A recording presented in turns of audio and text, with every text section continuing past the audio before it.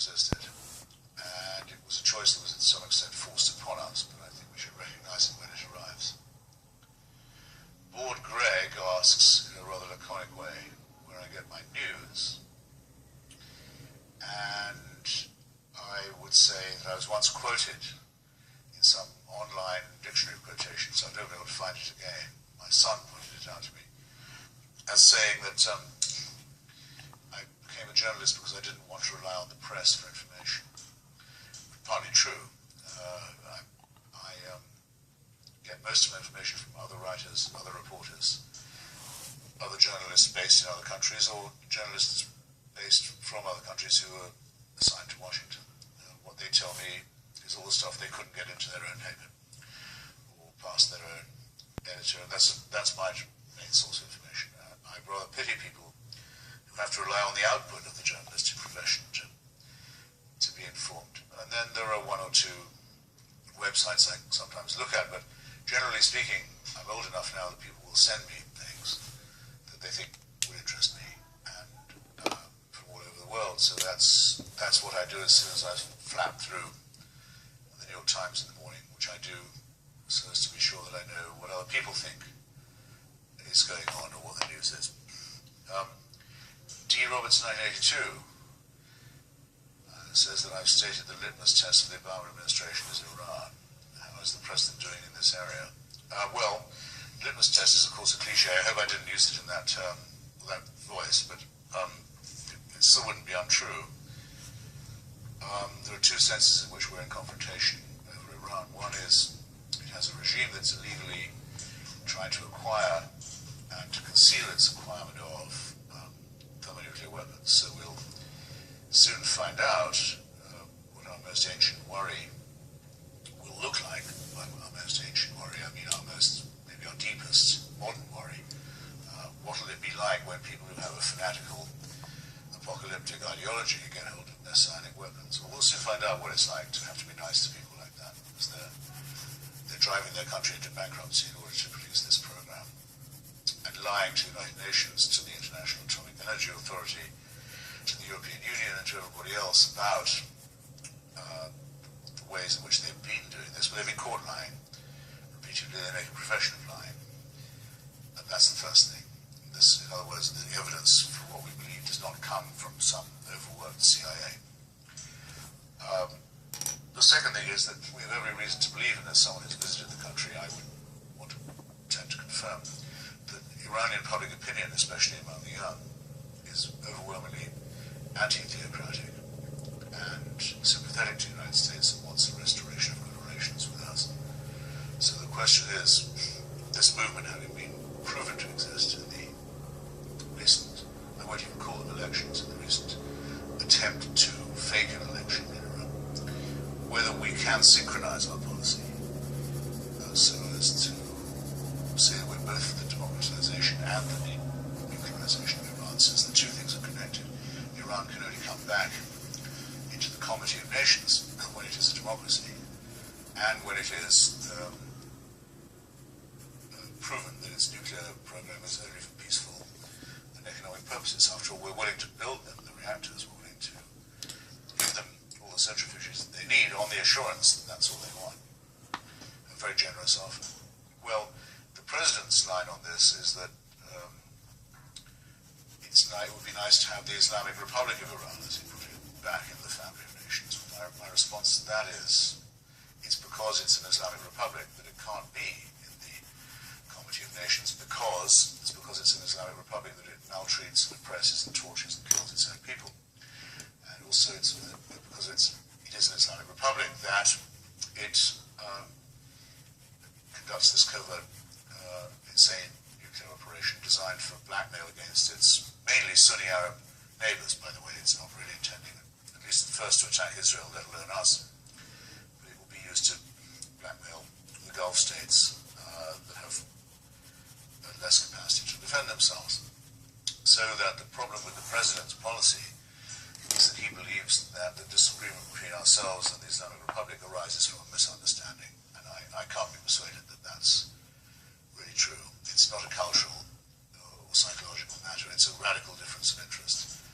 And nothing is really going to be able to happen until the Iranian people are allowed to interfere in their own internal affairs.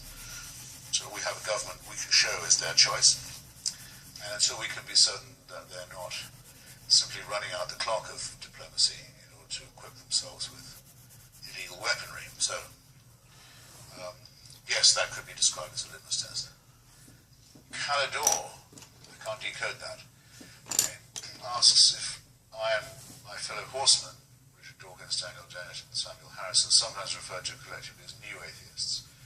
What does this mean to you? Do you embrace it? Or do you hold there's nothing particularly new?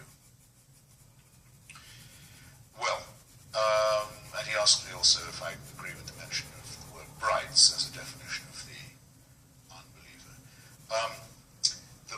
The Four Horsemen was a fairly cheap idea, was my own.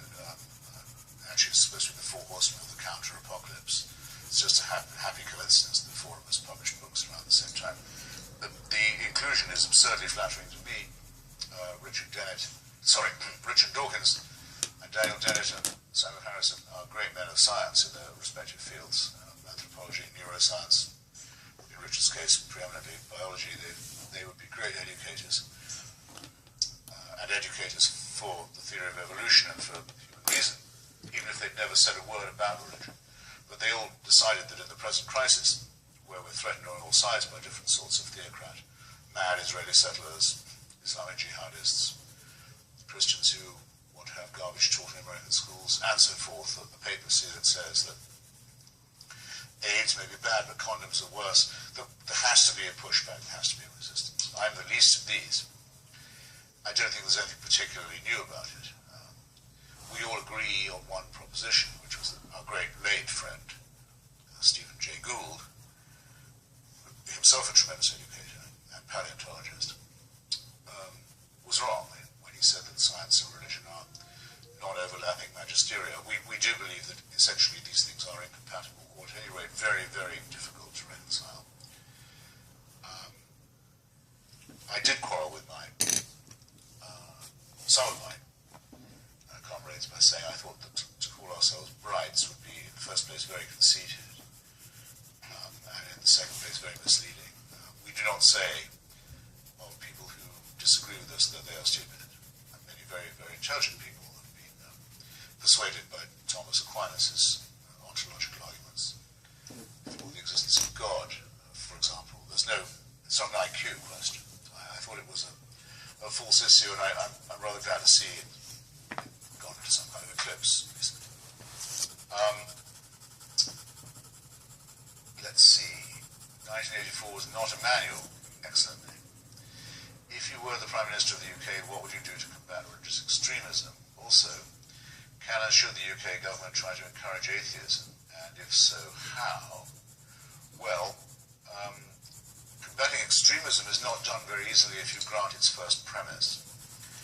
What the Labour government in Britain has been doing is trying to find ways of negotiating with the fairly large settlement of Muslim citizens in the UK, mainly from Pakistan and Bangladesh, and it's made what I think is the historic mistake of assuming that these communities are represented by their mosques, by their mullahs, instead of by their teachers, by their community leaders, and others. And this has been a terrible concession. It's led as far as the head of the Anglican Church, Rowan Williams, head of the Church of England, actually saying that there should be separate courts, the Muslim Sharia courts in the United Kingdom. In other words, giving up the essential idea that the law is the same for everybody and everybody is equal under that law. Saying, no, not if you're a Muslim, you can go to your own court. Now, we have in Britain now cases of honour killings of girls who are said to have disgraced their families, say by marrying out of Islam or marrying out of the Islam. We have forced marriages, we have imported marriages. People go back and effectively buy brides from Pakistan. We have instances of genital mutilation of female children. This kind of thing is not, I think, to be excused as a cultural difference. It is to be brought within the ambit of the law and to be judged as if it would be if it was a non-Muslim person doing it. So the surrender by the Labour government to forces in this matter, and by the Church of England, is a terrible concession, a terrible appeasement, and I think the whole society will soon come to a ground.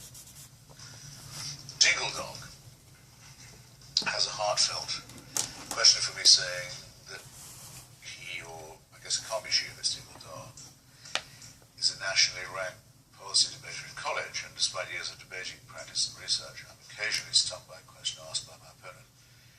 Has there ever been a question asked for which you had no good answer? And if so, what is your typical strategy in dealing with those situations? Well, in principle,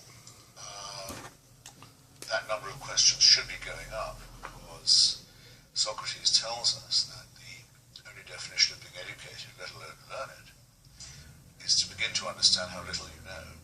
And it's only when you have grazed on the lower slopes of your own ignorance and begun to understand the great vistas of non-knowledge that you have, that you claim to have been educated at all. So it ought to be the case that I'm repeatedly confronted with questions like that. In fact, I suppose the one that is most often asked is, how can I say I know there's no God? And these are from people who don't understand the ABC of the atheist argument, which is that we don't say and can't prove that there's no God, but we will say there's no good evidence, and there's never yet been evolved a good argument for saying that there is. And that's why we are more modest than we perhaps look sometimes.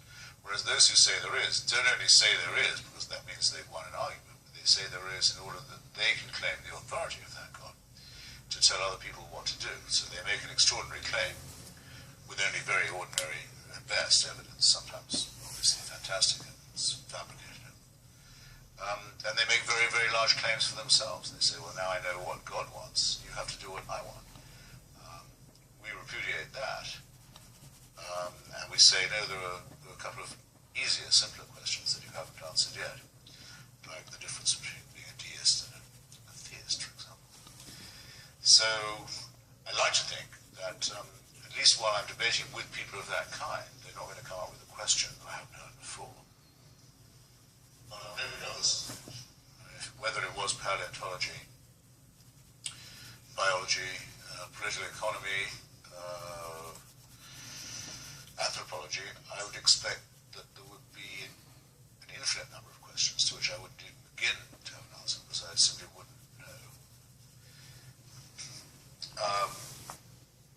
That's really the principal difference. If there's something where there is doubt, don't claim you're certain. It's amazing how relaxing it is not to pretend to know more than you do. I'm surprised that those who claim to speak in the name of God don't take more advantage of this relief. So, Ad Leomotha, opaque, says, you've called yourself a Marxist, but you say you no longer consider yourself a socialist. This issue was addressed in a Reason article a while ago. Could you elaborate? For instance, is the power of the unaccountable corporation no longer a major concern for you? You've also been eerily silent on the healthcare debate, as far as I know. Why? As far as I know, comma, why? Well, in a way I can't stop myself thinking in the way I was first trained to think, which is as someone who believes in the materialist conception of history, thinks that people act not according to their proclaimed ideals, so much as they do according to their interests. In other words, that the Crusades, for example, were not entirely a spiritual event, but were to do with unresolved rivalries and contradictions in the material world. Actually, it's almost commonplace now to do this. Almost all historians are Marxists in that sense. They don't judge people by their opinions of each of themselves, but by some more objective standard. Marx used to, having understood that capitalism was very revolutionary, and praised it for being so revolutionary and so dynamic, hoped that the working class could learn from capitalism and take over its dynamism, but without its contradictions, without its cruelty. I'd have to say that didn't work out in quite the way that had been hoped, and that in fact capitalism survived a number of its crises, near collapses, and has re-emerged as still a very dynamic and innovative force.